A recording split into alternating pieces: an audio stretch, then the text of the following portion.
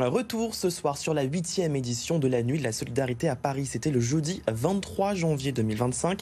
Vous l'avez vécu en direct sur notre antenne de BFM Paris Île-de-France. L'heure est au bilan et on le dresse avec Éric Signarbieu, le DG de l'UNCAS, l'Union nationale des centres communaux d'action sociale. Bonsoir, merci d'être avec nous. 3507 personnes sans solution d'hébergement dans la nuit du 23 au 24 janvier dernier. Qu'est-ce que ça veut dire et comment vous analysez ce chiffre ?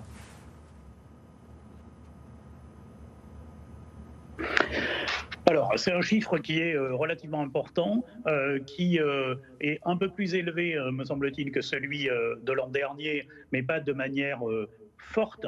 Pour autant, comment on peut l'expliquer ? On peut l'expliquer de plusieurs façons. D'une part, on a toujours cette difficulté d'aller au repérage des personnes et donc de pouvoir être sûr de les avoir toutes trouvées, puisque des personnes se cachent aussi et sont dans des endroits qui nous sont parfois difficilement accessibles. Mais la question et la réponse la plus importante, c'est on le sait tous, l'hébergement est une compétence de l'État, il faut le rappeler, et les communes ont beaucoup investi dans des réponses d'hébergement d'urgence ces dernières années, dont la ville de Paris, qui certainement en parlera, mais au niveau national également, on voit bien comment le bloc communal, composé à la fois des villes et des CCAS, prend la place de l'État et amène des réponses au niveau de l'hébergement d'urgence, ce qui joue aussi forcément sur le nombre total de personnes qui ont pu être décomptées, entre autres, cette année. Parmi ces personnes recensées ce soir-là, 86% d'entre eux sont des hommes, 14% des femmes. Comment expliquer cet écart ? Alors, c'est principalement effectivement des hommes. Malgré tout, on s'aperçoit que le nombre de femmes à la rue augmente. Les femmes à la rue sont beaucoup plus en difficulté et beaucoup plus soumises à la violence au sein de la rue. Après, effectivement, ce sont des hommes. Parfois, des hommes qui ont perdu leur travail, souvent des accidents de vie, des ruptures familiales, des ruptures professionnelles qui ont pu mettre ces personnes à la rue et en très grande difficulté. Mais par contre, on regardera plus précisément les chiffres qui apparaissent cette année. Ce qu'on avait quand même constaté, c'est par rapport aux personnes que l'on repérait, effectivement plus de femmes, même si vous avez raison, la proportion reste importante au niveau des hommes et plus de jeunes également. Donc on va regarder également si cette tendance se confirme ou pas. C'est ce que j'allais vous demander. Pourquoi est-ce qu'il y aurait plus de jeunes et pourquoi est-ce qu'il y a plus de jeunes à la rue ? Alors, plus de jeunes à la rue, forcément parce que plus de jeunes à la fois pour certains en rupture familiale, mais pas que. Pour certains aussi, n'oublions pas, les revenus minimums commencent à 25 ans. Donc, il y a beaucoup de jeunes aussi qui, avant 25 ans, n'ont comme revenu que des petits boulots, entre guillemets. On regardera donc attentivement dans ces jeunes quels sont ceux qui sont salariés précaires et qui donc ne peuvent pas accéder à un logement. Et donc, on a cette crise du logement avec la difficulté des jeunes d'accéder au logement. Donc tout ça fait qu'effectivement, on a une augmentation des jeunes à la rue. Et ce qu'on regardera également dans le type de population qui est à la rue, c'est les familles. Moi, je rappelle juste quelques chiffres importants qu'il faut qu'on ait en tête. On a 330 000 personnes qui sont sans domicile fixe, c'est-à-dire sans logement. Ça ne veut pas dire qu'ils dorment tous à la rue, mais qui sont dans des situations d'hébergement, pris en charge par le 115, pris en charge dans des hôtels, dans des centres d'hébergement. Et ça veut dire que sur ces 330 000, 42 000 enfants, et sur ces 42 000 enfants, 2 000 enfants qui dorment tous les jours à la rue. Donc c'est quand même des chiffres importants et qui nous posent question dans la manière dont on peut et dont l'État apporte des réponses au niveau de l'hébergement d'urgence.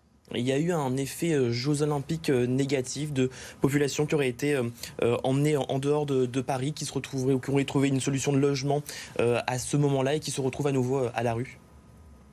Alors, il y a effectivement eu un petit effet Jeux Olympiques dans la mesure où à plusieurs personnes ont été proposées des prises en charge en province, qui pour certaines ont réussi, mais pour d'autres, on le sait aussi, ont entraîné les gens à revenir aussi sur Paris, parce que c'est là aussi dans les grandes villes, hein, parce qu'il y a Paris, mais il y a également les grandes villes, et il sera intéressant de regarder d'ailleurs à ce sujet-là les expériences qu'ont fait aussi des villes comme Marseille, Bordeaux, Dijon ou Nancy, hein, qui ont également fait ce décompte-là pour voir l'impact dont vous parlez, entre autres, sur les Jeux Olympiques, mais aussi beaucoup de gens qui sont revenus après les Jeux Olympiques, ou même pendant d'ailleurs, parce que ne voulant pas rester en province, et d'autres qui effectivement ont été accompagnés et ont pu trouver une solution en province. Ce qu'on constate également, c'est qu'il y a beaucoup de personnes qui trouvent un refuge dans les stations de RER. Là aussi, c'est un chiffre en augmentation, une légère baisse dans les gares de la SNCF. Mais ces gares, ces stations, c'est un endroit important où les gens vont se réfugier quand ils n'ont pas de toit. Alors effectivement, c'est un endroit dans lequel ils vont se réfugier, parce que c'est un endroit où ils peuvent être à l'abri, bien évidemment. C'est un endroit qui peut être chaud. N'oublions pas qu'on a eu l'an dernier plus de 700 personnes qui sont mortes à la rue. Donc la crainte du froid, mais la crainte, on en parle de plus en plus l'été aussi, de la chaleur. Et donc se retrouver aussi et aller se réfugier dans des lieux comme les parkings, je crois qu'ils sont un peu en augmentation. Les métros et les gares sont effectivement des lieux où ils retrouvent une certaine chaleur et certainement aussi une certaine protection par rapport à être dans la rue et sous des porches, tout simplement, quoi. Il y a un travail de sensibilisation qui est fait auprès des personnels de la RATP et de la SNCF à cet effet. Alors, il y a effectivement de plus en plus de travail de partenariat qui est fait avec à la fois la SNCF, à la fois la RATP. Il y a une difficulté à avoir des liens aussi avec eux, en particulier lorsqu'il y a des plans de grand froid pour laisser des stations ouvertes.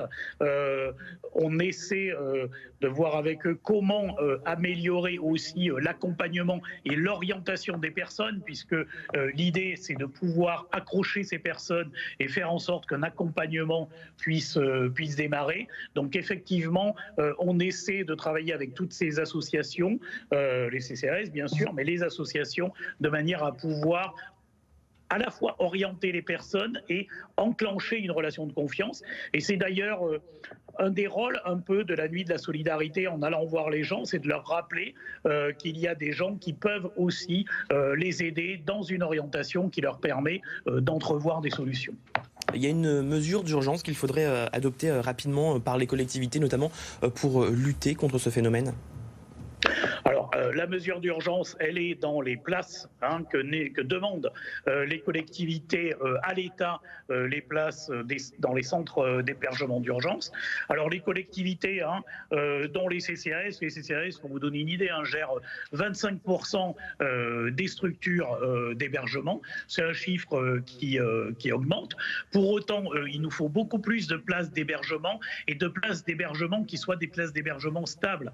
Parce qu'on s'aperçoit aussi, et ça c'est intéressant, dans le parcours des personnes, que certaines fois ils peuvent avoir un hébergement et le lendemain se retrouver à la rue. Donc là aussi, si vous voulez, il faut qu'on arrive à avoir de la part de l'État un véritable plan d'urgence, de manière à pouvoir avoir des financements, alors avec une gestion soit des collectivités, soit associative, beaucoup de gestion associative aussi, de manière à pouvoir répondre favorablement et faire en sorte que toutes les personnes qui en ont besoin besoin et un hébergement d'urgence. Mais l'hébergement d'urgence, pour aller au bout, ne suffit pas. Il n'est finalement que le démarrage de l'accompagnement vers un logement plus stable et un logement plus définitif. Donc on voit bien qu'il y a toute la chaîne de la sortie de la rue qui passe par l'hébergement, qui peut passer par l'hébergement en tout cas, et qui doit aller jusqu'au logement. Et on voit bien que là, l'État a un rôle à jouer extrêmement important sur le logement, qui doit être une grande cause nationale. Une dernière question, il nous reste une minute. Cette nuit de la solidarité, justement, elle mobilise chaque année de nombreux bénévoles, vos services également dans les mairies, les CCAS. C'est un moment important pour se fédérer? Alors, c'est un moment important de coordination. Effectivement, comme vous le dites, c'est à la fois un moment où le CCAS coordonne et se coordonne aussi avec les associations. Ce qui est intéressant, c'est que c'est un moment fédérateur dans la mesure où c'est un travail ensemble, CCAS, associations, mais aussi, comme vous l'avez vu, de citoyens engagés. Et donc, ça permet à la fois au CCAS de pouvoir faire ce décompte, mais de pouvoir, autour de cette action de décompte, mobiliser les associations, mobiliser la population et nos élus, bien sûr, et l'État sur cette problématique particulière de l'hébergement d'urgence. Donc, de plus en plus, vous avez autour des actions qui sont menées de prévention avec les associations et les CCAS. Merci beaucoup Éric Signarbieu, directeur général de l'UNCAS, l'Union nationale des centres communaux d'action sociale. Et tout de suite la météo.